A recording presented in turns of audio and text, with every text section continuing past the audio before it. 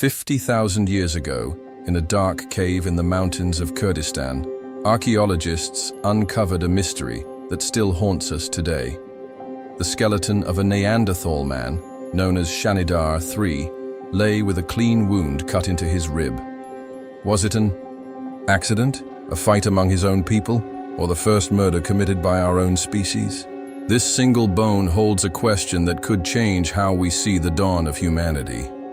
If you want to uncover the secrets of the world's oldest cold case, stay with us until the end. And don't forget, like, share, and subscribe for more stories, where history comes alive in the most unexpected ways, and write your country name in the comments. High in the rugged Bradast mountains of Iraqi Kurdistan, there is a cave with a mouth wide enough to swallow an army. Shanidar Cave, its entrance shaped like a jagged triangle, looks out over the green valley of the Greater Zab River. To a passerby, it seems like just another hollow in the rock. But inside, beneath layers of dust and silence, lay one of the coldest cases in human history. It was the 1950s when Ralph Selecki, an American archaeologist backed by the Smithsonian Institution, set his sights on this cave. He was not hunting for treasure, but for clues, remnants of ancient lives that once filled these stone chambers. In 1951, his first expedition scraped the surface.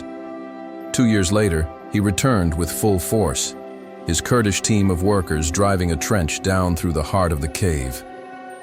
14 meters deep they dug, slicing through time like a scalpel through flesh. Layer by layer, history was revealed. The upper strata spoke of recent centuries, fires, pottery, and dust from shepherds who sheltered there. But beneath that, the soil shifted into deep prehistory. Tools chipped from stone, ashes from long-forgotten hearths, bones broken and scattered. The most haunting treasures lay at the bottom, Layer D, a chapter belonging to the Middle Paleolithic period, the age of the Neanderthals. It was here in April 1957 that a Kurdish worker's pick struck something strange in the trench wall. Not rock, not clay, but bone. Carefully, the team unearthed a skeleton, its heavy brow ridge and thick bones marking it unmistakably as Neanderthal. This was no scattered fragment, but an almost complete body. They named him Shanidar III. At first, he was just another addition to the growing list of Neanderthal finds.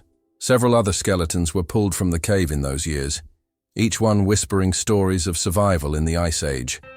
But when Shanidar III's bones were shipped across the ocean to Washington, D.C., and placed under the eyes of Smithsonian anthropologist T. Dale Stewart, something chilling emerged. On the left side of his rib cage, the 9th rib carried a clean cut, a wound. It was no simple break from a fall, no crushing blow from a rock slide. It was precise, surgical, and worse still, the bone showed signs of partial healing, meaning Shanidar III had lived for weeks, maybe months, before finally succumbing.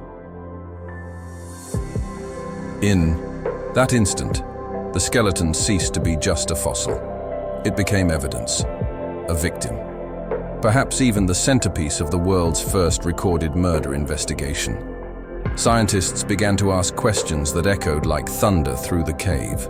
Walls, who or what had driven a blade into this Neanderthal's chest 50,000 years ago? Was it an accident during a hunt, a quarrel with his own kind, or something far more ominous? The silence of Shanidar Cave held no answers, but the rib, pierced and scarred, seemed to whisper, someone wanted Shanidar III dead. And this single wound might rewrite everything we thought we knew about the first encounters between Neanderthals and us. Before he became the victim of a wound that still unsettles scientists today, Shanidar III was a living, breathing man. His skeleton tells us more than just how he died. It whispers of the life he carried through 50,000 unforgiving years. He was not young. By Neanderthal standards, he was a survivor. Between 40 and 50 years old, he had lived well past the age when most hunters of his time fell to hunger, cold, or predators. He stood around 1 meter 69, broad-shouldered and muscular, with thick bones that marked him as a man of strength. The kind of strength that came not from lifting weights, but from decades of hauling meat, wielding stone tools, and pushing through a world that had no mercy. But even the strongest bodies wear down. His right ankle bore the scars of an older injury, likely twisted, broken, and healed badly. The bone had fused in a way that left him with limited movement. Each step might have carried a throb of pain, a reminder that even Neanderthal resilience had its limits. For a hunter depending on speed and agility, this was a burden that could not be ignored. He may have lagged behind on hunts or leaned on others for help. Yet he endured, proof that Neanderthals were not solitary beasts, but social beings who cared for their own. Life in Shanidar's world was brutal. Winters pressed hard on the Zagros Mountains, food was never guaranteed, and survival meant skill as much as strength. Neanderthals were masters of the Mousterian toolkit, stone flakes crafted with precision from the Levallois method. These points could be hafted onto spears for close-range hunting. They used scrapers to skin animals, cutting hide into clothing. Against the cold, slicing tendons and marrow for nourishment. Every tool they left behind in Shanidar Cave spoke of a people both resourceful and intelligent. Shanidar III would have been part of a small band, perhaps 20 to 30 individuals, moving with the seasons, tracking prey like gazelles or wild goats across the valleys below. Nights would have been spent in fire-lit shelters, stories carried not by words as we know them, but by gestures, grunts, and the subtle language of survival. His body shows wear from these years, strong arms with deeply carved muscle attachments, shoulders broad from decades of throwing, striking, carrying, yet age, injury, and the weight of survival did not shield him from what was to come. If anything, his slower gait may have made him more vulnerable. A man who had already endured the blows of life found himself facing one final strike, an attack from which even his strength could not recover. And that, perhaps, is the cruelest irony of Shanidar III's story. He was old enough to have seen countless winters, resilient enough to outlive wounds and weakness. But the blow that pierced his rib was different. It was not the work of time or accident. It was deliberate, precise, and aimed at ending him. The question was not whether he lived a hard life. He did. The question is why, after all he had endured, someone or something decided that it had to end. Loving the content so far? Like and subscribe, and let us know where you're watching from. It was his rib that told the story. Not the heavy skull, not the thick limbs, but the left ninth rib cut clean across its edge, as though sliced by a sharp blade. Unlike the jagged splinters of a broken bone, this wound bore the hallmarks of precision. Scientists at the Smithsonian turned the fragment over and over in their hands. Microscopic grooves revealed that healing had begun. New bone was growing faintly around the lesion, only to stop short, arrested by death. This was no instant kill. Shanidar III had survived for days, perhaps weeks, carrying the wound deep in his chest. The injury itself was merciless. A puncture at that angle could have collapsed his lung, stealing his breath with every movement. It could have invited infection, each cough filling his body with agony. Imagine him, sitting by the fire in Shanidar Cave, every inhale a shallow gasp, his companions watching helplessly as the strength drained from him. No medicine, no antibiotics, only pain and the slow certainty of decline. This was not the death of an animal taken down by a predator. It was the wound of a man struck by a weapon. The angle mattered, downward, entering the chest as if delivered from above or hurled from a distance. A thrusting spear, so common among Neanderthals, tended to shatter and crush ribs, leaving a different signature. This wound was tidy, clean, the mark of something lighter, faster, more precise. The more scientists studied it, the more the questions deepened. Who had stood above Shanidar III with such a weapon? A rival Neanderthal in the heat of conflict? Or perhaps, more unsettling, a human unlike him, our own species, testing a new kind of killing tool. The wound also told of resilience. Shanidar III did not collapse immediately. He endured. The healing shows he fought to live, pushing through infection, breathlessness, and weakness. But the body can only fight so long without treatment. His final days may have been filled with fever, coughing blood, perhaps an infection spreading silently from the pierced lung. Each night he would have known he might not see the next dawn. Yet even in death, he left a clue. That rib became a record of intent. Not an accident, not a fall, not the work of time. Someone, or something, deliberately pierced him. And in that cut, preserved for 50,000 years, lies a mystery that refuses to fade. Shanidar III's wound is not just a scar in bone. It is a question mark carved into history. Was this the first evidence of murder between species, or simply the tragic end of one man caught in a moment of violence? The rib will not answer, but the wound insists that someone, somewhere, wanted Shanidar III gone, and so the story shifts, not from who he was, but to how he was struck. To uncover that, we must turn to the weapons of the Ice Age. To understand how Shanidar III died, we must step into the arsenal of the Ice Age. 50,000 years ago, survival depended on the edge of a stone and the weight of a spear. Both Neanderthals and early Homo sapiens carried weapons, but the design and the philosophy behind them was not the same. Neanderthals were close-quarters hunters. Their tools, known as Mousterian, were crafted from flakes struck carefully from stone cores. One of their signature methods, the Levallois technique, produced sharp points perfect for hafting onto wooden shafts. But these spears were heavy. They were not designed to fly through the air with precision. They were meant to be gripped tightly and thrust with brutal force into the side of a bison, the flank of a deer, or the ribs of a rival. A Neanderthal spear was an extension of the arm, a weapon of power at arm's length. Our species, however, was experimenting with something different. Early Homo sapiens had begun shaping lighter projectiles, weapons that could be thrown from a distance. With a flick of the wrist, a hunter could strike prey without stepping into danger. Later, these would evolve into spear throwers, and eventually, bows. But even at this early stage, the seeds of ranged combat were taking root.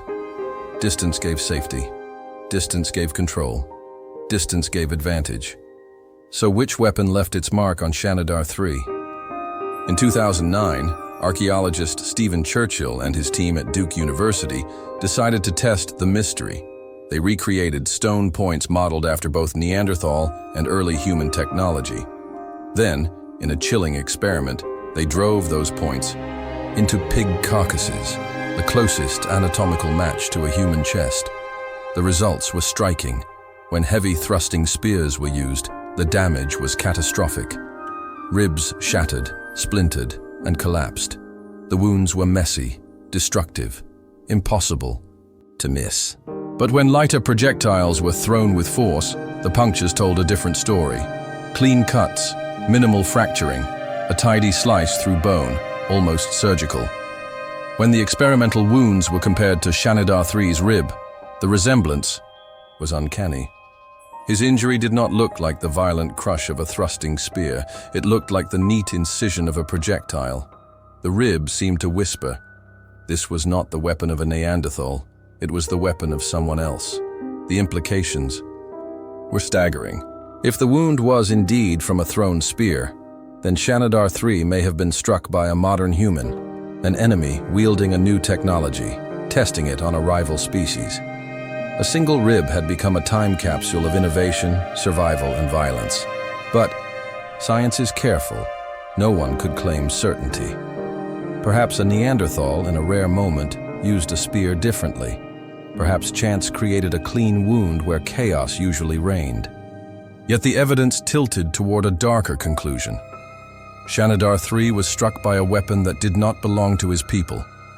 And if that is true, then his death may be the first forensic trace of conflict between Neanderthals and us, two species, sharing the same world, armed with different ways to kill.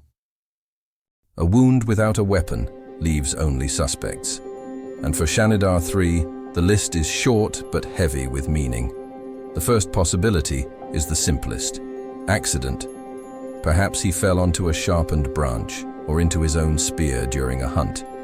But the rib disagrees. The cut is too clean, too precise. Falls crush and splinter, rocks smash. Accidents are messy. Shanidar III's wound looks deliberate, like the mark of intent. The second possibility is closer to home: another Neanderthal.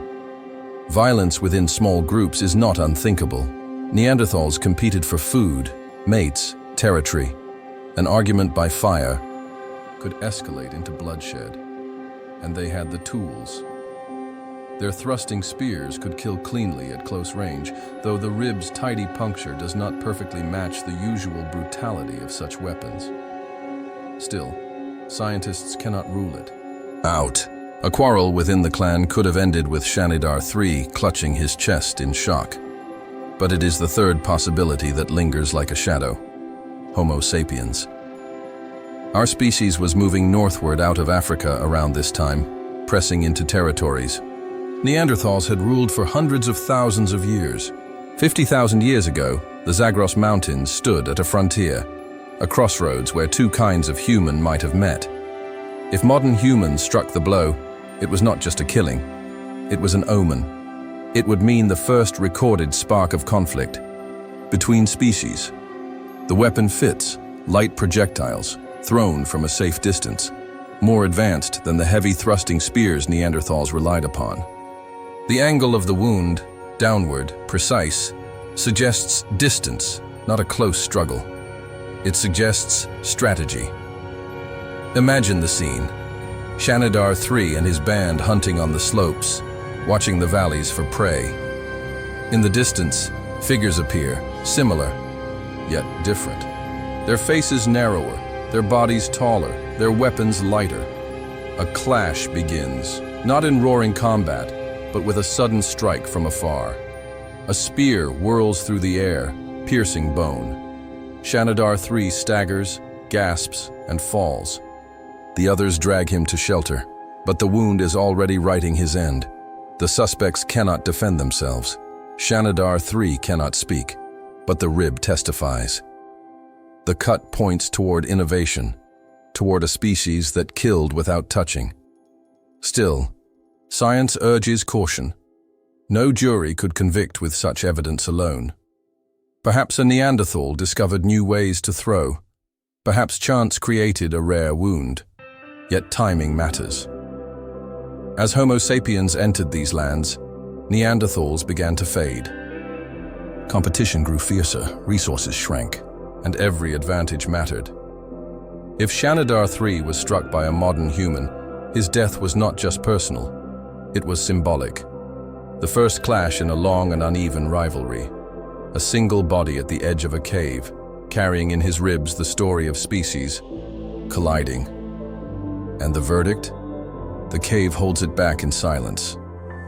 The suspects remain nameless, but the shadow of intent darkens the story. Shanidar III may have been the first recorded victim of a murder that was more than murder. It was history beginning to change. The rib of Shanidar III has outlived empires, civilizations, and languages. For 50,000 years it lay in silence, buried in dust, until archaeologists brought it back into the light. And in that ancient bone lies not just a personal tragedy, but a legacy that ripples through all of human history. By the time Shanidar III drew his last breath, the world was changing. Homo sapiens were spreading into Western Asia. Neanderthals, who had weathered ice ages and hunted across Europe and the Near East for hundreds of thousands of years, were facing their twilight. Within 10,000 years of Shanidar III's death, his people would vanish, leaving only fragments of their story in caves and stone tools. Why did they disappear? Climate change played its part. Populations rose and fell with the rhythm of ice and thaw. Disease may have weakened them, Competition for scarce resources grew fierce. But another factor may have tipped the balance. Conflict, not constant. Not endless battles, but small clashes, moments of violence where innovation became the deciding edge. Shanidar III's wound suggests just that. A thrown weapon, lighter and more precise than Neanderthal spears, marks the rise of a new way to hunt and to kill. This leap in technology gave our species distance, safety, and control. It was not just a tool, it was a revolution. And revolutions rarely leave room for rivals. Yet the story is not one of simple extermination. Modern genetic studies show that Neanderthals are not gone entirely. In fact, they live on in us.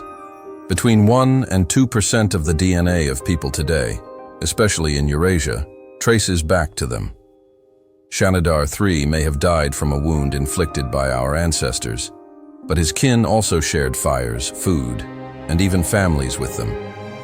Conflict and intimacy, competition and cooperation, war and kinship, all happened side by side. That is why his rib matters. It embodies a contradiction that defines humanity, the power of innovation and the shadow it casts. Every leap forward, from the first spear to the bow, from bronze to gunpowder, from engines to nuclear fire, carries with it not just progress, but violence. The wound of Shanidar III is the echo of that truth, carried from the Ice Age to our own. And yet, beyond the blood and speculation, there is a humbling reminder. Shanidar III was not a symbol to himself. He was a man. He lived with pain in his ankle, with strength in his arms, with the company of his group around the fire. He hunted, he worked, he endured. His death, carved into his rib, humanizes him, not as an artifact, but as a life cut short. Today, the cave still looks out over the Zab River, its entrance yawning like a witness. Tourists and researchers walk where he once limped, their footsteps falling over the soil that held his bones. They search for answers, but perhaps the greatest answer is already there. That a single rib, pierced by a weapon, can change the way we see our past. A wound in the dark has become a mirror, and when we look into it, we do not just see Neanderthals. We see ourselves. Before you go, subscribe and let us know in the comments which country you're from.